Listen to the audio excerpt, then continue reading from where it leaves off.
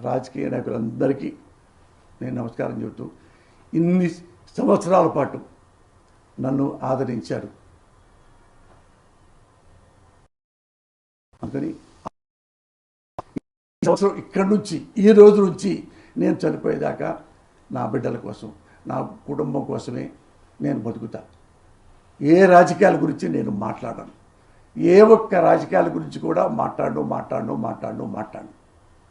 నాకు బాగా రాజకీయ నాయకులందరికీ నేను నమస్కారం చెబుతూ ఇన్ని సంవత్సరాల పాటు నన్ను ఆదరించారు. అందుకని ఈ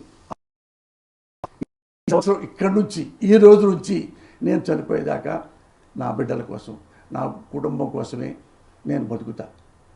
ఏ రాజకీయాల గురించి నేను మాట్లాడను. ఏ ఒక్క రాజకీయాల గురించి కూడా మాట్లాడను.